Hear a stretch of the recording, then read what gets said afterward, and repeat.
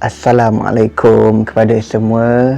Terima kasih kerana support Sweet Studio. Hari ini saya kembali lagi dengan topik yang hangat, iaitu final UCL UEFA Champions League pada pagi 29 Mei nanti. So kita boleh saksikanlah apa yang akan terjadi nanti. Tapi sebelum tu, mari kita recap balik, review sedikit untuk UCL final nanti. Pertemuan di antara Manchester City versus dengan Chelsea. Tapi jangan lupa, sebelum tu silalah subscribe channel saya, like, komen dan share pada semua. Subscribe, share pada semua supaya orang lain tahu. Alright, untuk first of all lah, UCL final ni saya macam tak tahu nak pilih antara mana, sebab dua-dua kelab England ni dua-dua kelab yang semakin lama semakin naik prestasi dia, performance dia. So kita tak boleh nak tolak satu, tak boleh nak tolak, tak boleh. Dan saya akan hurai dulu daripada tim Manchester City. Untuk Manchester City, match dari dua kelab England dan dua kelab yang memainkan false nine tactical. Tetapi siapakah yang lebih menyelah? Bagi saya sendirilah, kedua-dua tim ni bagi saya role dia agak seimbang. Dari segi passing, shooting, seimbang. Namun kita ingat yang Chelsea bukannya fully untuk false nine tactical. Dia ada menggunakan Warner juga, dia ada menggunakan Kai Havertz depan, dia ada menggunakan Tammy Abraham sebelum ni. So kita kena tengoklah apa yang akan jadi nanti. Dan untuk squad depth untuk Manchester City ni, bagi saya daripada bahagian keeper sendiri, Pep akan selalu menurunkan Edison Moraes berbanding keeper secondnya, iaitu Zack Steffen. Kerana umum kita tahu yang Edison jauh semakin baik berbanding dengan Zack Steffen. Dan kekuatan Edison ni saya boleh katakan yang long shot or placing shoot adalah kekuatan dia. Kecekalan dengan timing yang tepat adalah kelebihan dia. Point untuk Edison ni tak adalah sangat, cuma cukup saya boleh katakan yang dia adalah antara keeper-keeper terbaik di dunia, saing Manuel Neuer. Memang Edison, dia kita tahu kalau dia tak perform dalam Manchester City pun, national team kat Brazil dia akan perform. Kita tengok dia punya peningkatan dia makin lama makin naik, makin lama makin naik. Dan kita tengok yang bahagian defensif Manchester City, last man Edison boleh buat yang terbaik sekiranya Manchester City kena attack kau-kau. Nampak? Dan untuk part defending, ada 4 nama yang saya akan ulas. Yang pertama adalah Kyle Walker. Kyle Walker merupakan player yang hebat dan peranan yang ditonjolkan olehnya semakin meningkat selepas dia berpindah dari Spurs ke Manchester City. Jujur saya cakap yang Kyle Walker ni merupakan player yang saya minat dahulu, sebab speeding yang dia buat, overlap yang dia lakukan, crossing yang bahaya dengan shooting yang padu dan tepat, dan memang layaklah Manchester City memiliki dia kerana kena dengan gameplay MC yang melakukan false nine yang laju. Ternampak yang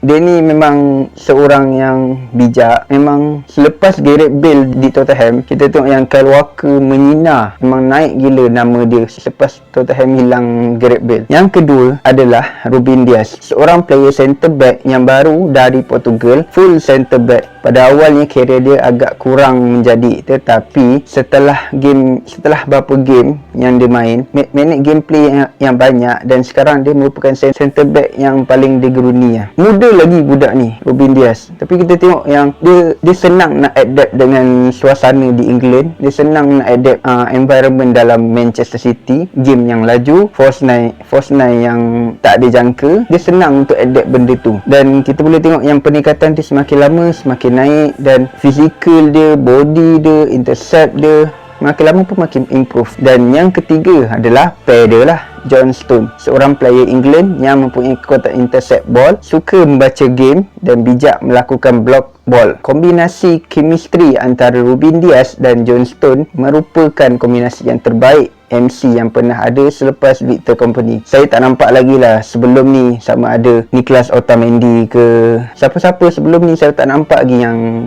pair yang terbaik untuk selepas zaman Victor Kompany. Dan yang keempat adalah Joao Cancelo. Dia sebenarnya position asal dia, kalau tak silap saya lah, di right back, tetapi dia juga boleh main di left back. Dan kita boleh tengok statistik ketika dia bermain di left back, tidak jatuh dan seperti seakan-akan dia main di tempat asalnya. Seorang player yang bijak dan pantas dan melakukan short passes yang berbahaya dan mempunyai body defense yang kuat. Dia ni saya boleh ibaratkan macam seorang lagi pemain muda, iaitu daripada Inter Milan, Ashraf Hakimi. Asal right back juga, tapi Ashraf Hakimi boleh main ke left back. So kita nampak yang Joao Cancelo ni pun asal pada right back, dia boleh main juga ke left back. Dan Pep pun pernah letak dia dekat left back banyak kali menjadi. So, dan untuk pengganti keempat-empat player utama ni, ada 4 player yang lain tidak kurang juga hebatnya. Cuma bagi saya mereka kekurangan pengalaman dan kekurangan minit gameplay. Untuk pengganti centre back ada 3 orang, iaitu Nathan Ake, Aymeric Laporte dan Eric Garcia. Dan ada seorang lagi player yang bermain di posisi left back, iaitu Benjamin Mendy. Bagi saya keempat-empat player ni masih muda dan perjalanan mereka masih jauh lagi, dan saya yakin potensi mereka akan sentiasa meningkat dan berjaya di masa akan datang nanti. Dan untuk part sub defense ni bagi saya dah 70%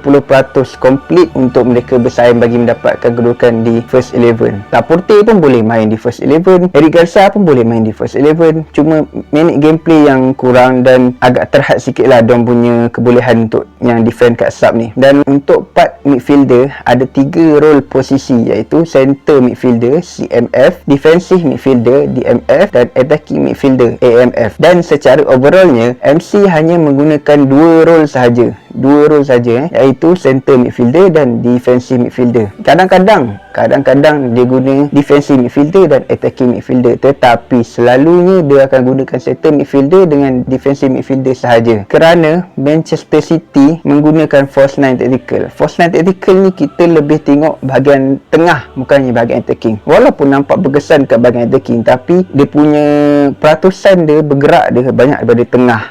So kita tengok rotation dia pun mula di tengah. Dan untuk center midfielder ni ada 3 player yang main di role ni, tetapi ada seorang pemain yang jarang diturunkan ke posisi asalnya. Dan sebelum tu 3 orang yang main di posisi asal ni adalah Ilkay Gundogan, Phil Foden dan Zinchenko. Untuk Gundogan dan Phil Foden, saya boleh katakan yang ini adalah zaman kegemilangan diorang, peak career diorang dalam bola sepak, kerana kedua-duanya adalah tonggak penting bagi Pep untuk bermain secara false 9 tactical. Lagi-lagi kita tengok Phil Foden banyak kali menyelah, dan memang kita tak sangka Phil Foden boleh buat benda tu. Muda lagi, tak salah 21 ke 22 macam tu lah. Dan bukan saja di EPL tetapi di UCL juga diorang ni perform. Tetapi untuk Zinchenko, Pep banyak menggunakan hikmatnya di bahagian left back, kerana Zinchenko kuatannya di bahagian kaki kiri, dan disebabkan itu Pep banyak menggunakannya di bahagian left back.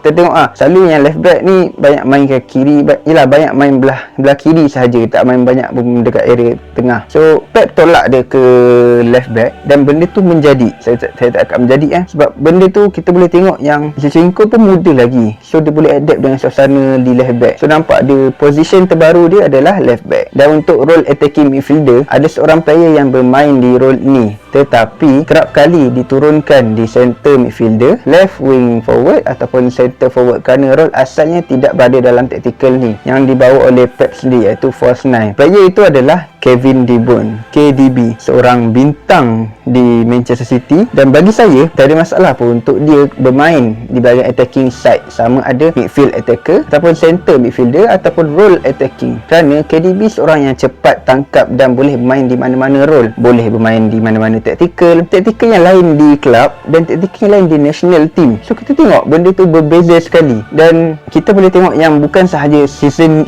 ni saja dia cemerlang, tetapi season lepas dan sebelum ni pun ada Pep pegang sahaja MC, banyak perubahan yang dihasilkan oleh KDB ni. Saya boleh katakan dia ni adalah tunjang utama dalam MC, sama ada dari segi attacking maupun defensive line. Dia bukan tolong saja attacking, dia bukan buat kerja dia saja, tapi defensive pun dia tolong juga. Nampak dia punya role dia tu lebih daripada apa yang dia buat. Dan untuk role seterusnya adalah right winger forward ataupun RWF. Untuk role ni ada 2 nama yang boleh saya cakap, iaitu Bernardo Silva, Riyad Mahrez. Dan untuk Silva sendiri sebenarnya role asal ni adalah RWF, bukannya di center forward ataupun CMF lah. Tetapi tactical Pep sendiri banyak menggunakan di bahagian center forward ataupun CMF, kerana player ni banyak melakukan gerakan yang pantas, low passes yang berbahaya. Dan untuk Riyad Mahrez, bagi saya dia ni seorang whole player ni, dia suka masuk daripada dalam, susah mana pun dia akan masuk. Yang bagi saya dia seorang whole player yang bijak, pantas, dan kita boleh tengok dari zaman dia dekat Leicester dulu, banyak gerakan yang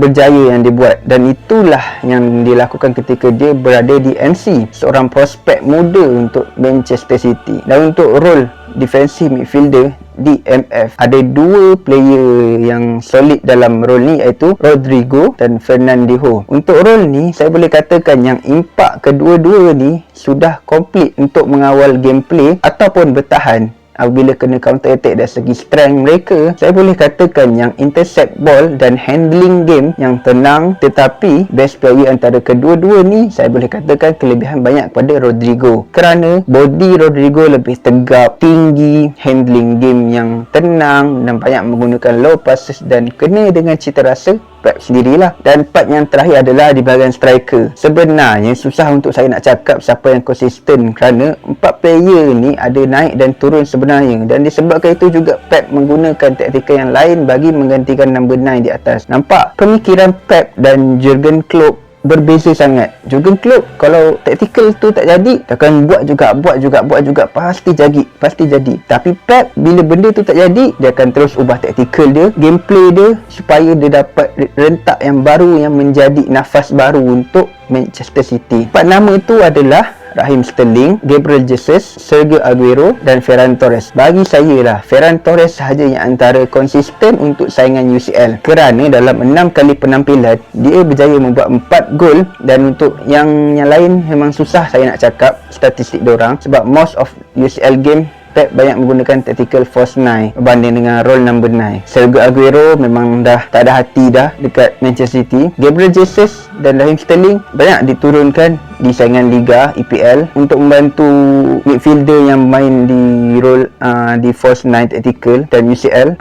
So kita tengoklah benda tu memang menjadi. Dan saya boleh katakan time dekat EPL Pep banyak menggunakan tactical 4-3-3 strong cycle lah, daripada di UCL dia banyak menggunakan false 9 tactical. Majority game lah saya tengok false 9 tactical. Dan kita tunggu ke part 2, iaitu Chelsea.